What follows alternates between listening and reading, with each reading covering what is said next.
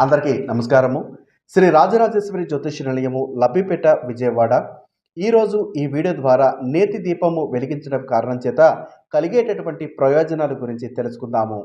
నేతి దీపారాధన చేసేవారికి సకల పాపాల నుండి పూర్తిగా తొలగి సంతోషంగా ఉంటారు. దీపారాధనకు నెయ్యి తెల్లనిది వాడితే ఆ ఇల్లు సుఖ సంతోషాలతో ఉంటుంది.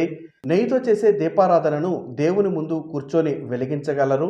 ఇంట్లో వెన్నతో కాచి ఆ నేతితో దీపారాధన చేస్తే ఆ ఇండ్లు కోరుకున్నటువంటి కోరికలన్నీ కూడా తీరుతుంది. లక్ష్మి కటాక్షాలు ఎల్లప్పుడూ కూడా లభిస్తుంది. నేతితో చేసే దీపారాధన తూర్పు లేదా ఉత్తరం వైపుగా వెలిగించాలి. నేతితో చేసే దీపారాధన పశ్చిమం లేదా దక్షిణం వైపు వెలిగిస్తే అంత మంచి ఫలితము కలగదు. అక్షయ తృతీయ నాడు, ఉగాది నాడు, విజయదశమి నాడు నేతితో దీపారాధన చేస్తే వారి కుటుంబ సభ్యులకు దేవతల యొక్క అనుగ్రహము లభిస్తుంది. నవరాత్రుల ఉత్సవాలలో దుర్గాదేవికి నేతితో దీపారాధన చేసి ఎవరైతే పూజ చేస్తారో వారికి శత్రువుల నుండి సమస్యలు తొలగి ఇంట్లో వారందరూ కూడా సుఖ సంతోషాలతో ఉంటారు. కృష్ణపక్షము అమావాస్య నాడు లేదా దీపావళి అమావాస్య నాడు సాయంకాల సమయంలో శ్రీ మహాలక్ష్మీదేవికి నేతి దీపారాధన చేసి తీర్థ ప్రసాదాలను నైవేద్యంగా పెట్టి చిన్నపిల్లలకు, బంధువులకు, స్నేహితులకు ఎవరైతే పంచుతారో వారి కుటుంబ సభ్యులకు సంవత్సర కాలమంతా కూడా దారిద్ర్యము ఉండదు. ప్రతినిత్యము సాయంత్రము నేతితో దీపారాధన చేస్తే వారి ఇంటికి రావాల్సినవి అన్నీ కూడా వస్తాయి. సాక్షాత్తు శ్రీ మహాలక్ష్మీదేవి అనుగ్రహము కలుగుతుంది.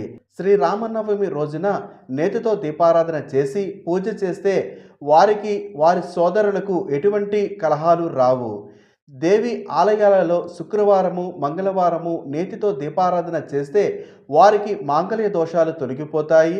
నేతి దీపారాధన సుబ్రహ్మణ్యేశ్వర స్వామికి, నాగదేవతలకు, సర్పదేవతలకు దీపారాధన చేస్తే వారికి వారి కుటుంబ సభ్యులకు సర్పదోషాలు తొలగిపోతాయి. గాయత్రి హోమం చేసేటప్పుడు నేతితో దీపారాధన ప్రధాన కలశం ముందు ఉంచి పూజాది కార్యక్రమాలు చేసి హోమం చేసే సకల కష్టాలన్నీ కూడా తొలగి సుఖ సంతోషాలు కలుగుతాయి. దేవుని పటాన్ని తూర్పు వైపుగా ఉంచి స్వామివారి ముందు 2 నేతి దీపాలను ఉంచి వెలిగిస్తే ఆ ఇంట్లో అష్ట ఐశ్వర్యములు కలిగిస్తాయి.